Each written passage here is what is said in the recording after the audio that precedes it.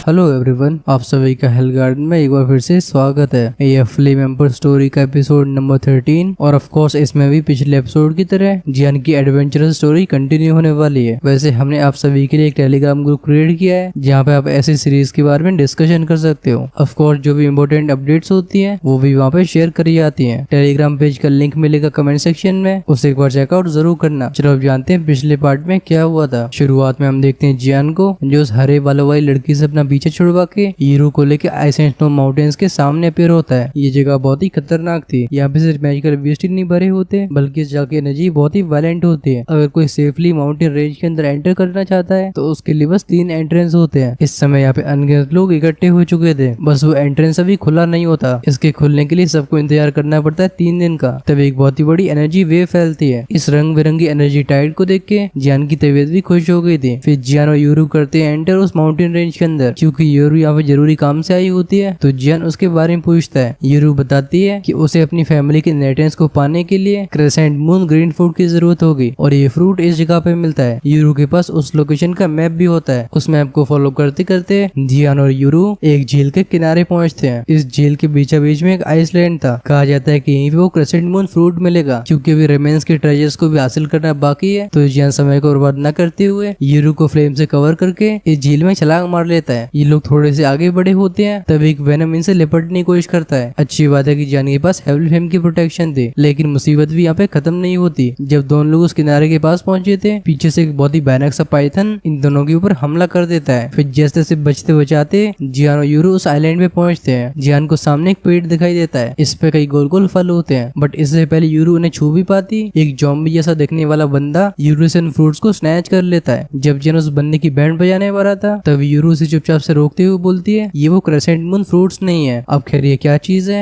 इसके बारे में तो मैं नहीं पता। खैर एपिसोड की शुरुआत हम यहीं से करते हैं। यूरू की इस बात को सुन के जियान एकदम स्टार्टेड हो गया था। वो यूरू को कंफ्यूजन के साथ देखने लगता है। थोड़ी देर तक सोचने के बाद यूरू बोलती है मुझे लगता है real crescent moon green fruit अभी भी झील के नीचे होगा। यूरू की बात को सुन के जियान का दिमाग घूमने लगता है। उसने जैसे तैसे करके उस इल्यूजरी डीमन पाइथन से अपना पीछा छुड़ा पाया था। अगर सच में रियल क्रेसेंट मून फ्रूट उस लेक के नीचे है तो फिर ये चीज काफी ट्रबलसम है। वो जिलोंग से पूछता है मास्टर अब हम क्या करें। टोरे रिंग से गोल्डन ड्रैगन किंग बोलते हैं जल्दी से अपनी खून की बूंद को उस इल्यूजरी गोल्डन डीमन पाइथन की तरफ फेंको। जियान भी ज्यादा हेस्टेट करने वाला इंसान नहीं था। जिलोंग की बात को सुन के वो तुरंत अपनी उंगली को बाइट करता है। एक लाल खून की बूंद उस इल्यूजरी गोल्डन डीमन पाइथन की तरफ फेंक दी गई थी। वहीं पे जब वो इल्यूजरी डीमन पाइथन जियान की उस खून की बूंद को देखता है ऐसा लगता है जैसे वो अपनी जगह पे जम गया हो। इस खून की बूंद की ऑरे को सेंस करके इल्यूजरी गोल्डन डीमन पाइथन को एक जीव की याद आती है और वो होता है 9 कलर्ड हेवन स्वॉलोइंग पाइथन। तुरंत उसका शरीर कांपने लगा था। हमें पता होना चाहिए कि पूरी स्नेक स्पीशीज में 9 कलर्ड हेवन स्वॉलोइंग पाइथन सबसे पावरफुल एंसेस्टर्स में से एक है। उसके सामने इस इल्यूजरी डीमन पाइथन को भी अपने सिर को झुकाना होगा। मैजिकल बीस्ट के बीच में ब्लड लाइन की बहुत ज्यादा वैल्यू होती है। इस वजह से जब इल्यूजरी गोल्डन डीमन पाइथन को मालूम पड़ता है कि इस इंसान के खून में 9 कलर्ड हेवन स्वॉलोइंग पाइथन का ऑरा भी मिला हुआ है, ये तुरंत ही अपनी गुस्से को शांत करके अपने सिर को जियान के सामने झुका देता है। इस इल्यूजरी गोल्डन डीमन पाइथन को ऐसे रिएक्ट करते हुए देख जियान नीचे की तरफ पॉइंट करके बोलता है हमें क्रेसेंट मून ट्री के पास ले चलो। जियान के शब्दों को सुन के वो जायंट पाइथन 3 बार अपनी पूंछ को जमीन पे मारता है। ऐसा लगता है जैसे वो जियान से कह रहा हो कि तुम मेरे पीछे आओ। वो तुरंत ही मुड़ के वापस से झील में जाने लगा था। जियान भी समय को बर्बाद न करते हुए सीधा उस झील के अंदर डुबकी मार लेता है। अपने चारों तरफ के डार्क ब्राउन वाटर को देख के उसकी आंखें सरप्राइज से भर जाती हैं। तभी हम एक बड़े से बबल को उसके पास आके एक्सप्लोड होते हुए देखते हैं। इस पफ की आवाज के साथ वो डार्क ब्राउन वाटर जियान की चेहरे की तरफ स्प्लैश हुआ था। ऑफ कोर्स वो हेवल फेम की बैरियर को तोड़ नहीं पाता। इल्यूजरी डीमन पाइथन को और भी नीचे जाते हुए देख जियान को से बड़बड़ाते हुए बोलता है आखिर इस जगह का टेम्परेचर इतना हाई क्यों है? क्या इस झील के नीचे एक और दुनिया है? वो तुरंत यूरू को इंस्ट्रक्ट करके बोलता है यूरू तुम मेरा यहाँ पे इंतजार करो, मैं इस झील के नीचे जाके देखता हूँ। अभी लिटिल ने भी जियान की चारों तरफ की फ्लेम प्रोटेक्शन बढ़ा दी थी। जियान तेजी से गोल्डन डीमन इल्यूजरी पाइथन को फॉलो करने लगता है, लेकिन ऊपर बस यूरू की आवाज रह जाती है। वो कहती है तुम्हें केयरफुल रहना होगा, अपनी सुरक्षा का सबसे पहले ध्यान रखना। वो जायंट पाइथन पानी में कई बड़ी बड़ी रिपल्स को बनाते हुए तेजी से नीचे जा रहा होता है। झील की और भी गहराई में जाने के बाद जियान को अपने शरीर में एक ठंडक फैलती हुई महसूस होती है। वो हेवली फ्लेम से अपनी दिग्गी को सप्लाई करके उस वाटर प्रेशर को अपने शरीर से अलग कर देता है। अब भले नीचे का पानी चाहे कितना भी ठंडा हो वो जियान को बिल्कुल अफेक्ट नहीं कर पाता। अब हेवली फ्लेम के इस प्रोटेक्टिव कवर की वजह से जियान उस डार्क ब्राउन वाटर को अपने हाथ में ले पा रहा था। इस पानी को इस तरीके छूने की फीलिंग काफी ज्यादा क्रीपी होती है, क्योंकि अगर अचानक से उसका फ्लेम बैरियर गायब हो गया तो उसकी सच में बैंड बच जाएगी। अपने आप को किसी मूर्ति की तरह जमते हुए सोचकर जियान का शरीर एकदम कांप जाता है। इस जायंट पाइथन को फॉलो करते करते अभी जियान इस झील के निचले स्तर पे आ चुका होता है। लेक के बॉटम का प्रेशर काफी पावरफुल हो गया था और यहाँ की हवा बहुत ही पतली हो जाती है। अपने चारों तरफ के इस बदलाव को महसूस करके जियान वॉइस रिकॉर्ड के बोलता है, बिग फेलो जरा तेज चलो। ऐसा लगता है जैसे जियान की बात उस इल्यूजरी डीमन पाइथन को समझ में आ गई है। एक बार तेजी से हिस करके उसकी स्पीड एकदम स्काई रॉकेट हो जाती है। वो एक लाइन को बनाती हुई नीचे चला जाता है। जियान जानता था कि हालांकि ये फायर बैरियर उसे कुछ समय के लिए बचा सकता है, लेकिन झील की और भी गहराइयों में जाने की वजह से सोल कंजम्पशन काफी ज्यादा बढ़ गया है। अगर एक समय पे उसकी स्ट्रेंथ खत्म हो जाती है तो वो फ्लेम बैरियर को मेंटेन नहीं कर पाएगा और तब जियान को आइस स्टैचू बनने से कोई रोक नहीं सकता। ये सब सोच के जियान खुद से बोलता है, चाहे कुछ भी हो जाए लेकिन मैं अपने प्रीशियस टाइम को बर्बाद नहीं कर सकता। इससे पहले मेरी सोल पावर खत्म हो मुझे इस झील से बाहर जाना होगा, अदरवाइज जिस स्टैचू के बारे में सोच रहा हूँ वो सच में एक रियलिटी बन जाएगी। जैसे जैसे वो जायंट स्नेक तेजी से आगे बढ़ता है, जियान के दिमाग में एक कैलकुलेशन चलने लगती है। चारों तरफ के बढ़ते हुए प्रेशर को फील करके जियान की फेस मसल्स ट्विच करने लगती है। वो फिर से इल्यूजरी डीमन पाइथन की तरफ देख के बोलता है, बिग फेलो हमें और भी तेज जाना होगा, 1 किलोमीटर 2 किलोमीटर 3 किलोमीटर। जैसे जैसे और भी गहराई में जाता है जियान को धीरे धीरे से सांस लेने में समस्या होने लगी थी। अगर नॉर्मली बात करी जाए तो 2000 मीटर नीचे डाइव करने के बाद किसी भी व्यक्ति को ब्रीदिंग डिफिकल्टी होने लगती है। ये तो जियान की फिजिकल स्ट्रेंथ की वजह से है जो 3000 मीटर नीचे आ पाया है। बस बात कुछ ऐसी होती कि अभी वो जायंट पाइथन रुकने का नाम नहीं ले रहा होता। ऐसे सीन को देख के जियान भी बौखला गया था। एक इंसान होने के नाते जियान 3000 मीटर तक नीचे जाने के बाद अपनी लिमिट्स तक पहुंच गया है। अगर वो अभी उस जायंट पाइथन को फॉलो करता है तो वो एक अननोन एरिया में जा रहा होगा, क्योंकि ऐसी गहराई इंसान की कॉग्निशन को सरपास कर चुकी होती है। तब भी उसके पास और कोई ऑप्शन बचा नहीं था। 3100 मीटर्स अब लेक के बॉटम की वाटर प्रेशर की वजह से उसकी स्पीड धीमी होती जाती है। वो फाइनली फील करता है कि वो अपनी लिमिट्स तक आ गया है। जियान खुद से आखिरी निर्णय लेते हुए बोलता है, अगर 5 मिनट में वो जगह नहीं आती है तो मुझे फिर से सरफेस पे जाना होगा। 5 मिनट के टाइम को गुजरने में देर नहीं लगती। जब जियान ने 3200 मीटर का मार्क क्रॉस किया होता है, अचानक से उसे एक अजीब सी फीलिंग आती है। ऐसा लगता है जैसे कोई चीज उसे बुला रही हो और ये फीलिंग जियान से अनजानी नहीं होती, क्योंकि ऐसी सिचुएशन तभी होती है जब उसके आसपास एक पावरफुल फ्लेम मौजूद हो। जियान दांती में की बोलते आखिरी 3 मिनट उसकी जर्नी कंटिन्यू होती है। जब एक पाइथन और एक इंसान 3300 मीटर की गहराई में पहुंच जाते हैं, फाइनली जियान इस इल्यूजरी डीमन पाइथन को रुकते हुए देखता है। ऐसा लगता है ये पाइथन अपनी स्किन को शेड कर रहा है। ये जायंट पाइथन पहले हरे और काले रंग का था, लेकिन उस पुरानी स्किन को शेड करने के बाद अब इसकी त्वचा गोल्डन हो चुकी है। इस मोमेंट में जब जियान का ध्यान उस पाइथन से हटके इस लेक के बॉटम की तरफ जाता है, हम जियान के शरीर को वहीं पे थमते हुए देखते हैं, क्योंकि इस झील के 3300 मीटर के नीचे के एरिया में एक एंडलेस मेगा वर्ल्ड मौजूद होता है। वैसे नीचे लाल रंग के अलावा और कुछ दिखाई नहीं देता, बट लिटरली की कंटिन्यूस सपोर्ट की वजह से जियान सीन को थोड़ा ढंग से देख पाता है। जब से जियान योरू के साथ इस मैजिकल वीएस माउंटेन रेंज में आया था, गोल्डन रैंकिंग लगातार उस पर ध्यान दे रहे हैं। अगर जियान के साथ कोई एक्सीडेंट होता है तो वो तुरंत ही एक्शन लेंगे, लेकिन जिन लोगों ने भी एक्सपेक्ट नहीं किया होता कि इस झील के ठंडे पानी के नीचे एक्चुअली लावा से बनी एक अलग दुनिया है। इस चीज को जान के जिन लोग भी सरप्राइज हो गए थे। वो जियान से कहते हैं इस लावा के अंदर जरूर कोई ना कोई ट्रेजर होगा। गोल्डन ड्रैगन किंग की बात को सुन के जियान भी एक पल के लिए स्टंट हो जाता है। वो कहते हैं हाँ, उससे पता था कि जिन लोग उसके बारे में परवाह करते हैं, लेकिन अगर जियान को खुद एक पीक एक्सपर्ट बनना है तो वो हमेशा औरों पे रिलाई नहीं कर सकता, क्योंकि असली पावर का कोई शॉर्टकट नहीं होता। जिन लोग जियान से एक्साइटमेंट से भरी आवाज में बोलते हैं, ठीक है तुम जल्दी से उस जायंट स्नेक को फॉलो करो, वो इस जगह से बहुत ही फेमिलियर होगा। ऑफ कोर्स जिन लोगों की बात को जियान बिल्कुल इग्नोर नहीं करता, भले उसके दिल में बहुत सारे सवाल हो, तब भी वो उस इल्यूजरी पाइथन का पीछा करने लगता है। जियान के लिए फॉर्चुनेट बात होती है कि इस इल्यूजरी गोल्डन डीमन पाइथन को इस मिस्टीरियस मैग्मा वर्ल्ड के बारे में बहुत अच्छी जानकारी है। जब जब मैग्मा की बड़ी बड़ी लहरें आती थी, जियान इस इल्यूजरी डीमन पाइथन के साथ एक अलग रास्ते की तरफ मुड़ जाया करता था। इस वजह से वो सारी मैग्मा वेव्स को डॉज कर पाता है। इस आग से बनी लाल रंग की दुनिया में एक इंसान और एक पाइथन के अलावा और कोई दिखाई नहीं देता। खैर ये कोई अचंभे की बात नहीं है, आखिरकार यहाँ पे रहने की लिविंग कंडीशंस बहुत ज्यादा हार्श हैं। अगर इल्यूजरी गोल्डन डीमन पाइथन के पास अपनी पावरफुल ब्लड लाइन नहीं होती जो कि ऐसी गर्म जगह पे भी सर्वाइव कर सकती है, तो फिर चाहे भली और कोई एम्पर लेवल का बीस्ट भी हो, वो भी इतनी आसानी से जगह से आ जा नहीं सकता। थोड़ी और देर तक आगे जाने के बाद वो illusory demon golden Python flashing sound के साथ लावा में कूद जाता है। इससे पहले जियान लावा में छलांग मारता एक मिल्की व्हाइट फ्लेम उसके शरीर के ऊपर एक कवच बना लेती है। इस फ्लेम आर्मर के अंदर उस फायरी हॉट मैग्मा के एंटर करने की जगह नहीं होती। जब जियान की नजरों के सामने उस इल्यूजरी गोल्डन डीमन पाइथन ने इस लावा के अंदर डाइव मारी थी, ऐसा लगता है जैसे वो इस लावा के कांटेक्ट में आते ही राख में बदल गया हो, क्योंकि जियान को मैग्मा के ऊपर वेव से बनती हुई दिखाई नहीं देती। ये सीन जियान के लिए दिल दहला देने वाला था। वो गोल्डन ड्रैगन किंग से बोलता है, मास्टर ये क्या हुआ? लगता है इस समय जिन लोग कुछ सोच रहे होते हैं। वो कुछ सेकंड्स के बाद बोलते हैं, इसे फॉलो करो। भले ही जिन लोगों के शब्द एकदम पागलपन से भरे लग रहे हो, जियान उनके ऊपर शक नहीं करता है। अपनी सोल पावर से चारों तरफ एक और लेयर बनाने के बाद वो बिना हेजिटेशन के वहाँ पे छलांग मार देता है जहाँ से इल्यूजरी डीमन गोल्डन पाइथन गायब हुआ था। फिर वो शुरुआत से इस मैग्मा का टेम्परेचर बहुत ज्यादा हाई होता है। अगर जियान के पास मल्टीपल हेल्थ फ्लेम्स की प्रोटेक्शन नहीं होती तो शायद वो ऐसी गर्मी को 1 मिनट भी सह नहीं पाता। जो भी मैग्मा की बबल्स जियान के पास आके फूटते हैं उन्हें लिटरली तुरंत ही सॉल्व कर लेता है। इस वजह से जियान को आगे बढ़ने में कुछ खास परेशानी नहीं होती। उस इल्यूजरी गोल्डन डीमन पाइथन के रास्ते को कुछ और समय तक फॉलो करने के बाद हम एक इंडिपेंडेंट स्पेस को अपीयर होते हुए देखते हैं। सामने की इस जगह को जियान की आंखें सरप्राइज के साथ देखती हैं। वो कहता है इस अंडरग्राउंड वर्ल्ड के अंदर और भी सीक्रेट छिपे हुए हैं। जियान के सामने अपीयर होने वाली चीज कोई बहुत ज्यादा हाई टेम्परेचर से भरी नहीं होती बल्कि एक छोटा सा डेड वर्ल्ड होता है। जब जियान की नजर जाती है उन सीढ़ियों के ऊपर जहाँ पे पानी की छोटी छोटी बूंदे मौजूद हैं, न चाहते हुए भी उसकी रूह भी कांपने लगती है। इसी मोमेंट में इल्यूजरी गोल्डन डीमन पाइथन इस इंडिपेंडेंट स्पेस के अंदर गया होता है। हम उसे डर के वापस आते हुए देखते हैं। ये क्लियरली इंडिकेट कर रहा है कि जगह बिल्कुल भी सिंपल नहीं है। अभी जियान का चेहरा भी चिंता से भर गया होता है। वो कहते हैं मास्टर ये जिन लोग कहते हैं तुम आगे बढ़ो। अपने पीठ के उस एंशिएंट रूलर को पकड़ के जियान धीरे धीरे उन सीढ़ियों पे ऊपर चढ़ने लगा था। अभी जिन लोगों की सोल बॉडी जियान के कंधों पे आ चुकी होती है। कुछ और स्टेप्स चलने के बाद जियान को एक पतला सा पेड़ दिखाई देता है। इसमें कई फल लगे हुए थे। वो कहता है यूरू के हिसाब से यही वो क्रेसेंट मून ग्रीन फ्रूट होंगे। उस छोटे से पेड़ पे जितने भी फल होते हैं जियान ने सब हड़प लिए थे। जिन लोग सामने की तरफ देख के बोलते हैं इस जगह की सबसे कीमती ये चीज नहीं है। ऑफ कोर्स जियान को भी ऐसी फीलिंग आ रही होती है। फिर से उसके कदम आगे बढ़ते हैं। स्टेप बाय स्टेप कई सीढ़ियों को चढ़ने के बाद एक अंधेरे से भरी शांत जगह के अंदर एक प्योर व्हाइट लाइट मौजूद होती है। जब जियान इस चीज को काफी ज्यादा ध्यान से देखता है उसे मालूम पड़ता है कि वहाँ पे एक पिंक कलर का फ्लावर खड़ा हुआ है। इस फूल को देख के गोल्डन ड्रैगन किंग का चेहरा भी एक्साइटमेंट से भर गया था। वो कहते हैं कलरफुल हीलिंग फ्लावर। सामने के पिंक फ्लावर्स को देख के वो नोट करके बोलते हैं कलरफुल हीलिंग फ्लावर। कहा जाता है ये फूल वहीं पे खिलता है जहाँ पे हेवन और अर्थ की सबसे प्योरेस्ट एनर्जी इकट्ठी होती है और इसे वही लोग हासिल कर सकते हैं जिनका दिल एकदम सिंसियर होता है। खासकर उनके पास एंजल फैमिली का ब्लड होना चाहिए, वरना इस कलरफुल हीलिंग फ्लावर को हासिल करना लगभग इम्पॉसिबल है। इन कलरफुल फ्लावर्स को 7 रंगों में बांटा गया है। ये एंजल फैमिली के कई ट्रेजर्स में से एक है। अगर तुम एक 7 रंगों वाले ऐसे कलरफुल फ्लावर को ढंग से कंज्यूम कर लेते हो तो तुम इमोर्टल भी बन सकते हो। हालांकि इसमें कितनी सच्चाई है अभी तक ये बात साफ नहीं हुई है। गोल्डन ड्रैगन किंग की बात को सुन के जियान के दिल में भी खुशी के फूल खिलने लगते हैं। उसने भी सोचा नहीं होता है कि उसे यहाँ पे इतनी कीमती चीज मिलेगी। अभी जिन लोगों के चेहरे पे भी स्माइल आ चुकी होती है। वो कहते हैं मैंने एक्सपेक्ट नहीं किया था कि हमें यहाँ पे ये चीज मिलेगी। वो कहते हैं सच में चिंगवान से कांटेक्ट में आना ये बच्चे तुम्हारे लिए बहुत ही किस्मत की बात है। अभी जियान गहरी सांस ले लेके अपनी एक्साइटमेंट को शांत कर रहा होता है। गोल्डन ड्रैगन किंग क्या बोल रहे हैं वो उस पर ध्यान नहीं देता। जिन लोग जियान से बोलते हैं ठीक है तुम आगे बढ़ो, मैं पीछे से तुम्हारी देखभाल करता हूँ। एक बार नोट करके जियान के कदम आगे बढ़ने लगे थे। जैसे जैसे वो इस प्योर व्हाइट लाइट के और भी करीब पहुंचता है जियान सेंस करता है कि उसके आसपास का तापमान तेजी से बढ़ने लगा है। धीरे धीरे करके उसके होठ भी सूख गए होते हैं। फाइनली जियान दांती भी इसके अपने पैरों को जमीन में पटकता है। हम उसे एक फ्लैश में उस प्योर व्हाइट लाइट के अंदर एंटर करते हुए देखते हैं। हाउएवर इस सफेद रोशनी में घुसने के बाद जियान जिस एक्सट्रीम लेवल के टेम्परेचर को एक्सपेक्ट कर रहा था ऐसा कुछ महसूस नहीं करता होता, बल्कि उल्टा ही है। कुछ समय पहले जो उसके चारों तरफ का हाई टेम्परेचर था वो तुरंत ही नॉर्मल आ गया होता है। सबसे ज्यादा सरप्राइजिंग बात ये थी कि यहाँ तक पहुंचने में जियान की जो भी दूर की ऑस्पिशियल स्ट्रेंथ खर्च हुई होती है वो इस गर्माहट से भरी रोशनी के अंदर तेजी से रिकवर होने लगी थी। ये मिरेकुलस सीन जियान को स्टन कर देता है। जब उसकी सेंसेस वापस लौटी थी वो तुरंत ही अपने ध्यान को फोकस करता है उस फ्लावर की तरफ जो कि सफेद रोशनी के बीच बीच में होता है। उस गुलाबी फूल की जो डंडी होती है ऐसा लगता है जैसे वो हरे रंग के जेड से बनी हो। वो फूल 7 पत्तियों से बना होता है। उनके बीच में होता है एक राइजोम जो कि देखने में एकदम ट्रांसपेरेंट लग रहा था। जियान को कहने में कोई परेशानी नहीं होगी कि वो इतनी ज्यादा परफेक्ट चीज को पहली बार देख रहा है। एक बार में पूरा फ्लावर एकदम क्रिस्टल क्लियर लगता है। जियान नोटिस भी नहीं करता लेकिन उसके हाथ इस फूल की तरफ आगे बढ़ने लगे थे। वो जैसे जैसे इस गुलाबी फूल के करीब जाता है उसकी हेवली फेम की वजह से इस फूल के नीचे का नजारा भी रिवील हुआ था और जो चीज जियान को दिखाई दी थी जियान उसकी वजह से शॉक हो गया था। शुरुआत में तो जियान इस फूल के नीचे कुछ खास ध्यान नहीं देता लेकिन जब वहाँ पे रोशनी पहुंचती है जियान रियलाइज करता है कि इस फूल की 7 पत्तियों को 7 चेन से जकड़ के रखा है। इन डार्क चेन्स को देख के न जाने क्यों लेकिन जियान के अंदर एक अलग ही स्तर का आक्रोश जाग जाता है। ये डार्क चेन्स एक इविल पावर को रेडिएट कर रही थी। बिना जिन लोगों के एक्सप्रेशन के जियान समझ जाता है कि इविल एलियन रेस का कारनामा है। इन डार्क चेन्स को देख के गोल्डन ड्रैगन किंग भी अपने आप को गुस्सा होने से रोक नहीं पाते। वो कहते हैं डैम इट, आखिर इन चीजों को गोल्डन ड्रैगन किंग कैसे नहीं पहचान पाते। ये छोटा सा पिंक सैपलिंग इस अनंत अंधकार में तैर रहा होता है। अगर इल्यूजनरी गोल्डन डीमन पाइथन जियान को यहाँ पे नहीं लाया होता तो जियान के यहाँ तक पहुंचने के बिल्कुल चांसेस नहीं थे। अपने सामने की छोटी सी चीज को देख के जियान हताश महसूस करता है लेकिन वो जानता था कि अगर वो फालतू का एक्शन लेता है तो चीजें और भी ज्यादा बिगड़ जाएंगी। वो जिनलोंग से पूछता है मास्टर हमें क्या करना चाहिए। गोल्डन ड्रैगन किंग जिनलोंग सलाम वाजिम बोलते हैं क्योंकि हमें चीज देखने को मिल गई है, हमारी डेस्टिनी इसके साथ जुड़ी होगी और अगर हम इस मौके को गवा देते हैं तो फिर शायद अपॉर्चुनिटी तुम्हें दोबारा न मिले। जिनलोंग कहते हैं जियान मुझे तुम्हारे शरीर का कंट्रोल चाहिए। इस पर जियान बिल्कुल हेजिटेट नहीं करता। अगली पल में एक ऐसे प्राइमोर्डियल एंशिएंट बीस्ट का ऑरा फैलता है जिसकी वजह से जगह एकदम कांपने लगती है। यानी कि इस समय जियान की बॉडी को गोल्डन ड्रैगन किंग कंट्रोल कर रहे थे। भले भाई जिल्लोंग अपने ड्रैगन फॉर्म में ट्रांसफॉर्म ना हुए हो, बट उनके सॉरी को सेंस करके ऐसा लगता है जैसे सामने एक प्राइमोर्डियल लेवल का एंशिएंट बीस्ट खड़ा हो। गोल्डन ड्रैगन किंग उस पिंक फ्लावर को देख के बोलते हैं, कलरफुल यूएन फ्लावर, मैंने कभी इमेजिन नहीं किया था कि मैं अपनी लाइफ टाइम में तुमसे मिल पाऊंगा, लेकिन क्योंकि अब ऐसा हो गया है तो मेरे पास ये कॉन्फिडेंस है कि मैं चिंग युआन को एक ट्रू एंजल में कल्टिवेट करूंगा। वैसे तुम्हें इस दुनिया में अपियर नहीं होना चाहिए था, लेकिन क्योंकि तुम यहाँ पे अपियर हो गए हो तो अपनी पूरी पावर का इस्तेमाल करना चाहिए। इस अंडरग्राउंड अवेस में दबे रहना तुम्हें शोभा नहीं देता। चलो आज मैं तुम्हें यहाँ से बाहर निकाल के एक ऐसे एंजल से मिलाता हूँ जिसके हाथों में तुम शाइन कर पाओगे। जिन लोगों की ऐसी बात को सुन के हम उस फूल की पत्तियों को हल्का सा हिलते हुए देखते हैं। इस गुलाबी फूल में ऐसे बदलाव को देख के गोल्डन ड्रैगन किंग बोलते हैं, क्योंकि मेरी बात तुम्हें समझ में आ गई है तो फिर तुम्हें मेरे साथ कोऑपरेट करना होगा। भले इन चेन्स की इविल पावर कमजोर हो, मैं इस समय अपनी सोल के स्टेट में हूँ। सच में 7 coloured UN flower angel family का ट्रेजर कहलाने का वर्दी है, क्योंकि जैसे ही जिन लोग अपनी बात को खत्म करते हैं उस फूल में से एक सफेद रोशनी की वेव इरप्ट होती है। ऑब्वियसली 7 कलर्ड यूएन फ्लावर अपनी आखिरी स्ट्रेंथ का इस्तेमाल करके इन चेन्स को तोड़ने में मदद कर रहा है। इस कलरफुल यूएन फ्लावर को रिएक्ट करते हुए देख गोल्डन ड्रैगन किंग खुश हो जाते हैं। इतनी सालों तक तैयार होने के बाद अब आखिरी जोर लगाने का समय आ गया है। तुरंत ही golden dragon king mysterious senses को फॉर्म करते हैं। जैसे उनके मुंह से कुछ शब्द बाहर आते हैं, जियान के शरीर के बगल में एक बड़ा सा वॉर्टेक्स बन जाता है। ये गोल्डन ड्रैगन किंग की एक और पावर थी। इस समय वो कलरफुल हीलिंग फ्लावर उन 7 ईविल और से भरी काली चेन से जूझ रहा होता है। एक समय के लिए सफेद और काली रोशनी अपने बीच में बैलेंस बना लेती है। ये बैटल चलती रहती है कुछ मिनट्स तक, फिर हम उस प्योर व्हाइट लाइट को धीरे धीरे करके उस काली रोशनी से दबते हुए देखते हैं। जियान की बॉडी को जिल्लोंग कंट्रोल कर रहे थे। जैसे उनकी वो फाइनल हैंड सील कंप्लीट होती है, उनके सामने का वोर्टेक्स अपने आकार को बदलने लगता है। देखते ही देखते ही बड़ा होने लगा था। जैसे जिल्लोंग कहते हैं डिवावर। अचानक से इसमें से एक सक्शन फोर्स इरप्ट हुई थी। धीरे धीरे करके वो काले रंग की रोशनी इस ह्यूज वोर्टेक्स की तरफ खींचने लगती है। कुछ ही समय पहले उस काले रंग की रोशनी ने उस सफेद रोशनी को निगला होता है। जब तक वो सफेद रंग की रोशनी को पूरी तरीके से अपने अंदर अब्सॉर्ब कर लेती है, वो ब्लैक चेन्स और भी मजबूत हो जाएंगी। अगर इविल चेन सोच पाती तो ये कैसे सोचती कि अचानक से इनके पास एक वर्ल्ड पुल अपीयर होगा और इस वोर्टेक्स में से बाहर आने वाली वो सक्शन फोर्स उस इविल पावर को भी निगल सकती है। इस वोर्टेक्स से बाहर आने वाली सक्शन फोर्स को देख के वो काले रंग की रोशनी दूर भागने लगती है। इस मोमेंट में वो सातों चेन्स जिन्होंने यूएन फ्लावर की सातों पत्तियों को जकड़ के रखा था वो थोड़ी सी ढीली हो गई थी। वो बड़ा सा गोल्डन वोर्टेक्स इन चेन्स को टेरिफाई कर रहा होता है। भले इन चेन्स के पास इंसानों की तरह सोचने की क्षमता ना हो, तभी वो सेंस करती है कि अगर वो इस वोर्टेक्स के अंदर चली गई इनका वहीं पे अंत हो जाएगा। अगले ही पल में वो सातों चेन्स पास आने लगती है। इनके बीच में एक फिगर मेटेरियलाइज होता है। ये सामने खड़े जियान को देख के बोलता है गोल्डन ड्रैगन किंग समखना। खैर इससे पहले और भी कुछ बोल पाता, जिल्लों के वोर्टेक्स ने इसे सॉलो कर लिया था। इसी के साथ बैंग बैंग की आवाज के साथ वो सातों चेन्स भी किसी कांच के शीशे की तरह टूट जाती हैं। इन्हें वोर्टेक्स के द्वारा पूरी तरीके से अब्सॉर्ब कर लिया गया था। इन सातों चेन्स को डिसअपीयर होती हुई गोल्डन ड्रैगन किंग बोलते हैं, हे लगता है मैं कुछ ज्यादा ही चिंता कर रहा था। जिन लोग इस कलरफुल हीलिंग फ्लावर की सोल को इसलिए जगाना चाहते थे क्योंकि उन्हें डर था कि इन 7 चेन्स के अलावा यहाँ और भी इविल पावर्स होंगी, और अगर ये इविल पावर्स एक दूसरे से मिलती हैं तो ये अपनी स्ट्रेंथ को बढ़ा पाएंगी। बाहरी दुनिया की इस इविल रेस में भी स्ट्रेंथ को अलग तरीके से बांटा जाता है। बेसिकली इनके 5 लेवल्स होते हैं। वैसे यहाँ तो ये हेवन, अर्थ, रिस्पेक्ट, एम्परर और किंग में इसे समराइज कर रहे हैं, लेकिन मुझे लगता है ट्रांसलेट करने वाले ने इन 5 लेवल्स को अच्छे से ट्रांसलेट नहीं कर पाया है। आई गेस फ्यूचर की स्टोरी में चीजें क्लियर होती जाएंगी। अगर जिन लोग अपने पीक कंडीशन में होते तो उनके लिए एलियन इविल रेस के एम्पर लेवल के पावर हाउस से फाइट करना कोई बड़ी बात नहीं होती। बात बस ऐसी है कि अभी वो बस सोल के फॉर्म में, उनके स्ट्रेंथ को पहले से कंपेयर नहीं किया जा सकता। अभी जिन लोग बस हेवन और अर्थ लेवल के पावर हाउस से डील कर सकते हैं। अच्छी बात है इन चेन्स के अंदर जो डीमंस होते हैं वो इन दोनों लेवल्स में से एक के होते हैं। यही रीजन था जिसकी वजह से उन्हें क्रश करने में गोल्डन ड्रैगन किंग को बिल्कुल परेशानी नहीं होती। खैर इस काम को खत्म करने के बाद जिलोंग जियान की बॉडी को से वापस लौटा देते हैं। अपने पीछे डिसअपीयर हो रहे वोर्टेक्स को देख के जियान कहता है क्या ही फ्राइटनिंग स्ट्रेंथ है। तभी जियान एक चिंता से भरे एक्सप्रेशन के साथ बोलता है, मास्टर आप इन इविल पावर्स को ऐसे अब्सॉर्ब कर रहे हो, क्या इससे आपको नुकसान नहीं होगा? जिलोंग कहते हैं तुम चिंता मत करो, मैं इन पावर्स को रिफाइन करके तब अब्सॉर्ब करूंगा। हालांकि ये मेथड ज्यादा अच्छा नहीं है, लेकिन मुझे जल्द से जल्द अपनी प्रीवियस स्ट्रेंथ पे वापस लौटना होगा। बाय द वे जब यहाँ का मैटर फिनिश हो जाए तो मुझे रिट्रीट में जाके इन पावर्स को अब्सॉर्ब करना होगा। चलो अब इस कलरफुल हीलिंग फ्लावर को देखा जाए। जिलोंग की बात को सुन के जियान नोट करता है। वो उस गुलाबी फूल की तरफ आगे बढ़ने लगा था। जब वो सातों डार्क चेन्स टूट जाती है तो फिर इस कलरफुल हीलिंग फ्लावर का पुराना ऑरा जिसे चेन्स के द्वारा सप्रेस किया गया होता है वो अब वापस आ चुका था। अब ये कमजोर सा दिखने वाला फूल अपनी पुरानी चमक को दिखाने लगा है। ये सीन जियान को समझ में नहीं आता। वो कहता है मास्टर ये क्या हो रहा है? इसका जवाब जिलोंग काफी हैवी आवाज में देते हैं। वो कहते हैं चीज नॉर्मल है। वो सातों डार्क चेन्स इस 7 कलर्ड हीलिंग फ्लावर की सिर्फ ग्रोथ ही नहीं रोकती है, बल्कि वो लगातार 7 कलर्ड हीलिंग फ्लावर की पावर को अब्सॉर्ब कर रही होती है। जब इस 7 रंगों वाली हीलिंग फ्लावर की पूरी पावर अब्सॉर्ब हो जाएगी तो उन 7 चेन्स में से 7 पावर हाउसेस का जन्म होगा। अगर अगले 3 सालों के अंदर हम यहाँ पे नहीं पहुंचते तो उस इविल एलियन रेस में 7 बहुत ही पावरफुल एक्सपर्ट जुड़ जाते जाते हैं। इतना कहने के बाद जिन लोगों के चेहरे पे स्माइल आ जाती है। वो कहते हैं ठीक है तुम इसे अपने पास रख लो, ये इस समय बहुत कमजोर है, तुम्हारी प्योरीफाइड डिवाइन लोटस फ्लेम इसे नरिश कर सकती है। इस कलरफुल हीलिंग फ्लावर को हेवली फ्लेम्स बहुत पसंद होती है, स्पेशली अगर ये लिटिल जैसी फायर स्पिरिट के पास रहता है तो ये और भी तेजी से रिकवर हो पाएगा। गोल्डन ड्रैगन किंग की इंस्ट्रक्शंस को जियान तुरंत ही फॉलो करता है। उसकी उंगली के ऊपर तोशे एंशिएंट गॉड की अंगूठी ग्लो करती है। ऐसा लगता है इस अंगूठी को देख के उस कलरफुल हीलिंग फ्लावर की लार टपकने लगी हो। वो बिना समय को बर्बाद करते हुए सीधा जियान की अंगूठी में घुस जाता है। अपनी स्टोरी रिंग के अंदर जियान जानबूझ के हेवली फ्लेम्स का एक रास्ता तैयार करता है, जैसे कलरफुल हीलिंग फ्लावर लगातार नरिश हो सके। देखते देखते कलरफुल हीलिंग फ्लावर की स्पेशलिटी बढ़ने लगी थी। जियान भी खुद से बड़बड़ाती हुई बोलता है अब इस जगह को छोड़ने का समय आ गया है। कुछ और देर तक इस जगह पे आराम करने के बाद जियान उसी रास्ते को पकड़ के ऊपर की तरफ वापस लौट आता है। सीन शिफ्ट हुआ था। सबसे पहले हमें एक गंजे इंसान को देखते हैं। वो बंदा हंस के बोलता है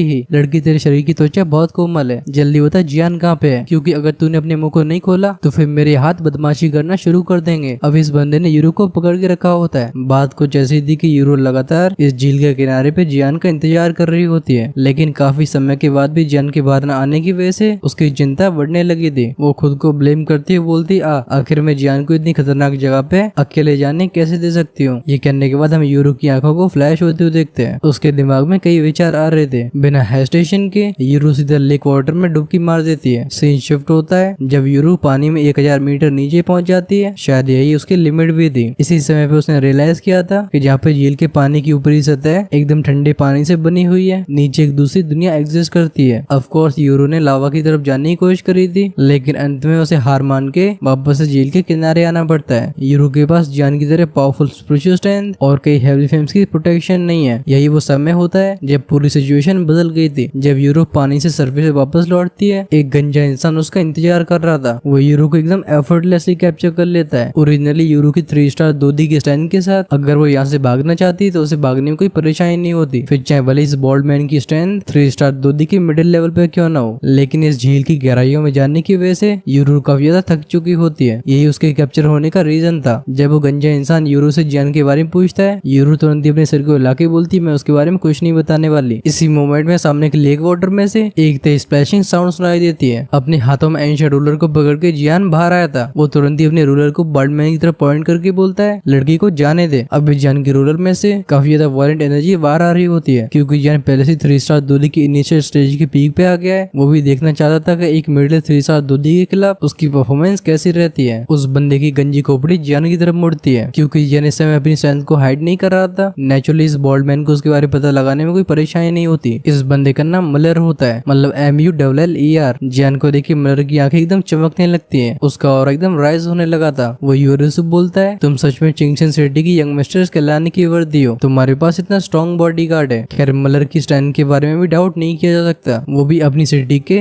यंगर जनरेशन के बेस्ट एक्सपर्ट्स में गिना जाता है। अगर उन ऑर्डिनरी मिडिल स्टेज 3 स्टार दोदी से कंपेयर किया जाए तो मलर काफी ज्यादा स्ट्रॉन्ग था। और अभी सिचुएशन को देख के ऐसा लग रहा है जैसे मलर के पास साफ तौर पे एडवांटेज है। आखिरकार उसकी स्ट्रेंथ 3 स्टार दोदी की मिडिल स्टेज पे पहुंच चुकी है। उसके पास एक अच्छा हथियार होने के साथ साथ हमला करने के और भी कई तरीके हैं। चीजों को चाहे कैसे भी देखा जाए मलर के जीतने के चांसेस ज्यादा लगते हैं। इस समय मलर अपने चेहरे पे चाहे कितनी भी एक्साइटमेंट दिखाने की कोशिश कर रहा हो, लेकिन जियान का एक्सप्रेशन एकदम फ्लैट रहता है। वो बिल्कुल इमोशंस को शो नहीं करता, बस उसकी आंखें लगातार मलर को देख रही थी। ये बात सच है कि मलर का ऑरा नॉर्मल 3 स्टार दोदी के मिडिल स्टेज के एक्सपर्ट से काफी ज्यादा पावरफुल है। बस बात ऐसी होती कि इस समय जियान भी फाइट करने के लिए एकदम व्याकुल हो चुका था। बेसिकली जियान की आंखें भी एकदम आग उगल रही होती है। भले ही 3 स्टार दोदी ब्रेक थ्रू करने से पहले उसके पास मलर जैसे एक्सपर्ट से फाइट करने की पावर ना हो, लेकिन अब चीजें पहले ऐसी नहीं रही हैं। जियान पूछता तुम मेरी फ्रेंड को कैप्चर क्यों करना चाहते हो। वो बॉल्ड हेड मलर जियान से सोलह आवाज में बोलता है वैसे तो हम दोनों के बीच में कोई भी दुश्मनी नहीं है, लेकिन मैं भी यहाँ पे क्रेसेंट मून ग्रीन फूड की वजह से आया हूँ। मुझे पता है कि इससे पहले जो लोग इस आइलैंड से फ्रूट्स को ले गए हैं वो एक्चुअली में रियल फ्रूट्स नहीं है, बल्कि असली क्रेसेंट मून फ्रूट तुम्हारे पास है। अगर तुम इस लड़की को वापस चाहते हो तो उस क्रेसेंट मून ग्रीन फूड को तुम्हें मुझे देना होगा। भले ही मिलर अपने चेहरे पे दिखा ना रहा हो, तब भी जियान की रूलर और जियान की बॉडी में से उसी डर की फीलिंग आ रही है। मलर की इस बात को सुन के जियान की आंखें तुरंत ही कोल्ड हो जाती हैं। वो कहते हैं अगर ऐसी बात है तो चलो देखते हैं कि क्या तुम्हारे पास वो एबिलिटी है। वो अपनी हैंड सीरीज को चेंज करते हुए बोलता है स्काईफाई 3 मिस्टीरियस चेंज। जियान की स्ट्रेंथ फटाक से 3 स्टार दोदी के सीधा मिडिल स्टेज में एंटर कर जाती है। मलर जियान से कोल्ड स्माइल के साथ बोलता है चलो मैं भी तुम्हें दिखाता हूँ कि एक रियल मिडिल स्टेज 3 स्टार दोदी और सीक्रेट टेक्निक से हासिल करेगी स्ट्रेंथ के बीच में आखिर क्या फर्क होता है। मलर के हिसाब से भले सीक्रेट टेक्निक का इस्तेमाल करके कुछ समय के लिए अपनी स्ट्रेंथ को बढ़ा जा सकता है, लेकिन इससे खुद की फाउंडेशन ही डैमेज होती है। अगर कहीं एक्सपर्ट की सोल डैमेज हो गई तो उसका आगे कल्टिवेट करना मुश्किल हो जाएगा। तुरंत ही जियान के हाथ में जो एंशिएंट रूलर होती है, हम उसके आकार को थोड़ा बढ़ते हुए देखते हैं। अब उसके जो कोने थे उनमें से एक कोल्ड लाइट एमिट हो रही थी। वहीं पे मिलर का वो डार्क गोल्डन ऑरा भी उसके शरीर को रैप कर लेता है। वो अपने हाथों को क्लेंच करके जियान से बोलता है, भले ही तुम्हारे पास मिडिल स्टेज 3 स्टार दूधी की स्ट्रेंथ आ गई हो, तब भी तुम्हारी मेरे सामने एरोगेंट वेव करने की औकात नहीं है। जिस पल मिलर के मुंह से आखिरी शब्द बाहर आए थे, एक सोशिंग साउंड के साथ मिलर अपने भाले को आगे करके किसी रॉकेट की तरह शूट हो जाता है। हम कुछ ही फ्लैशेस में उसे जियान के सामने आते हुए देखते हैं। देखते देखते कई स्पेस शैडोज जियान की फेटल स्पॉट्स को टारगेट करने लगती हैं। अभी मिलर बहुत ही अग्रेसिव दिख रहा था। मिलर कैसे फियर्स और रूथलेस अटैक्स को देख के जियान मनी मन में कहता है, ये मिलर अपनी स्ट्रेंथ को सच में डिजर्व करता है। ऑफ कोर्स जियान भी अपने कदमों को पीछे नहीं लेता। उसके हाथों की इटर्नल फायर एंशिएंट रूलर भी डांस करती है। वो मिलर का एकदम हेड ऑन सामना करता है। जियान की रूलर की टिप के ऊपर तेज तरीके की रेस इकट्ठी हो रही होती है। ये किसी फटते हुए तारे की तरह एक एक्सट्रीमली टेरिफाइंग टेम्परेचर को एमिट करने लगती है। बैंग बैंग बैंग की आवाज के साथ इस झील की सतह के ऊपर दो फिगर्स तेजी से फाइट कर रहे होते हैं। इनके बीच में होने वाले वॉलेंट कोलिजन्स की वजह से झील में बड़ी बड़ी लहरें बन रही थी। कभी कभी जब पानी उछाल मारता था तो अगले पल में से बारिश की तरह नीचे गिरते हुए देखते हैं। इन दोनों को लड़ते हुए बस 8-10 सेकंड हुए होते हैं। दोनों के बीच में 10-12 राउंड्स एक्सचेंज हो चुके थे। तब एक और बैंग की आवाज के साथ रूलर और स्पीयर एक दूसरे में टकराते हैं। दोनों ही फिगर्स पीछे चले गए थे। हम जियान के हाथ को झंझनाते हुए देखते हैं, लेकिन उसके रूलर की टिप में से एक बहुत ही फास्ट फायर बीम मिलर के गले की तरफ शूट हो जाती है। इसका एंगल बहुत ही ट्रिकी होता है, लेकिन इससे पहले अपने टारगेट को छू पाती वो भाला इसका रास्ता रोकता है। अभी मिलर का एक्सप्रेशन बहुत ही कोल्ड था। जैसे वो एक हाथ से हैंड से इसको चेंज करता है, उसके भाले में से कई सफेद रंग के बाल बाहर आने लगते हैं। ये कई सफेद रंग की रोशनी में बदल के मिलर के शरीर को पूरी तरीके से ढक लेते हैं। ऐसे सीन को देख के जियान भी काफी वियर्ड फील करता है। वो कहता है, क्या ही अजीब सा वेपन है। अगर मिलर का ये वियर्ड वेपन अब तक उसे प्रोटेक्ट नहीं कर रहा होता तो मिलर का घातक तरीके से घायल होना पक्का था। अभी कुछ जियान के जैसा एक्सप्रेशन मिलर की आंखों में भी होता है। उसे भी जियान की एंशिएंट फायर रूलर बहुत ज्यादा अजीब लगती है। जब जब उसका बाला जियान की रूलर से टकराता था, एक बहुत ही हॉट फ्लेम उसकी बॉडी में एंटर करने की कोशिश करती थी। इस फ्लेम को दूर रखने के लिए मिलर को अपने ध्यान को अलग से केंद्रित करना पड़ता है। ये सच में उसके लिए सरदर्द बन गया होता है। ऑफ कोर्स मिलर भी बिल्कुल कमजोरी नहीं दिखाता। जैसे वो जियान के अटैक्स को आगे बढ़ती हुई देखता है, उसने अपने स्पेयर को घुमा दिया था। उसके सामने एक मैग्मा की लेयर एक ढाल सी बना लेती है। बूम बूम की आवाज के साथ कई कलरफुल रूलर शैडोज उस मिलर की शील्ड से जाकर टकराती हैं, लेकिन ये काफी जल्दी बाउंस बैक भी हो जाया करती थी। आखिरी अटैक को रिसीव करने के बाद मिलर का फिगर जियान से दूर चला जाता है। म्यूलर अपने भाले को नीचे झील के पानी में घुसेड़ देता है, लेकिन ऐसा करने के बाद भी वो काफी दूरी तक घिसटता चला गया था। ऑफ कोर्स इस मौके को जियान बिल्कुल जाने नहीं देता। एक के बाद एक अटैक मिलर की तरफ आगे बढ़ने शुरू हो जाते हैं। पिछले कई एक्सचेंजेस में दोनों ही पार्टीज ने काफी ज्यादा रूटलेस अटैक्स करे हैं। ऑफ कोर्स इसमें एडवांटेज जियान को रहा है। इस लेक के ऊपर की बैटल ने कई लोगों के ध्यान को अपनी तरफ आकर्षित कर लिया था। इन दोनों के बीच में से रिजल्ट को देख के लोग समझ जाते हैं कि अब ये बैटल अपने एंड तक आ गई है। सीन शिफ्ट हुआ था, हम देखते हैं मिलर को। वो इस समय अपने पूरे ऑरे को इकट्ठा कर रहा था। वो जियान से कहता है कि मुझे मानना पड़ेगा, तुम काफी स्ट्रॉन्ग हो, लेकिन मुझे लगता है तुम्हारे सीक्रेट मेथड की ड्यूरेशन खत्म हो रही होगी, राइट? अब समय आ गया जब इस चूहे बिल्ली के गेम को खत्म किया जाए। वो हैंड सीज को चेंज करते हुए बोलता है, मेरे इस आखिरी अटैक को रिसीव करो। अभी मिलर के एक्शंस को देख के जियान की आंखें एकदम श्रिंक हो गई थी। उसका ऑरा भी बूम साउंड के साथ इरप्ट होता है। अब भाई कैसा अटैक है जिसने जियान को भी इतना ज्यादा अलर्ट कर दिया है। चलो हम उसके बारे में जानते हैं नेक्स्ट एपिसोड में। आई नो मैं तुम्हें क्लिफ हैंगर पे छोड़ रहा हूँ, लेकिन बिलीव मी, अगर मुझे कंसिस्टेंसी बना के रखनी है तो मुझे अपने गले को भी आराम देना होगा, क्योंकि तुम्हारा भाई औरों की तरह हफ्ते में बस 2 वीडियो नहीं डालता है। प्लस पिछले 1 साल से जो वीडियोस आ रहे हैं उनमें शायद ही किसी की ड्यूरेशन 20 मिनट से कम की रही होगी। आई होप आप मेरी इस बात को समझोगे। वेल, चिंता करने की जरूरत नहीं है। अगर आपने चैनल को सब्सक्राइब करके बेल आइकन के बटन को ऑन कर दिया है तो रिलीज होते ही वीडियो सबसे पहले आपके पास पहुंचेगा। ऑफ कोर्स अगर आपसे इंतजार नहीं किया जा रहा है तो हमारे चैनल की मेंबरशिप को ज्वाइन करके हमें पर्सनली सपोर्ट कर सकते हो। इससे आपको अर्ली एक्सेस का भी फायदा मिल जाएगा। जैसे ही हम शाम तक नए एपिसोड्स को तैयार करते हैं, वो सारे चैनल की प्रीमियम मेंबर्स के लिए अर्ली एक्सेस के रूप में अवेलेबल हो जाते हैं। इस तरीके से आप एपिसोड्स को रिलीज होने के एक दिन पहले ही देख पाते हो। ऑफ कोर्स अब तक इमोर्टल गॉड या फिर उससे ऊपर वाले वीडियोस भी आने लगे होंगे, जहाँ पे आपको 2 वीडियो आगे देखने के लिए मिलते हैं। खैर, ज्वाइन का बटन मिलेगा चैनल के होम पेज पे, लेकिन जाते जाते कमेंट्स में लिखना मत भूलना कि आपको ये एपिसोड कैसा लगा है। आपके कमेंट्स ही मेरी मोटिवेशन होते हैं। चलो हम मिलते हैं अपने नेक्स्ट वीडियो में। Until then, peace out.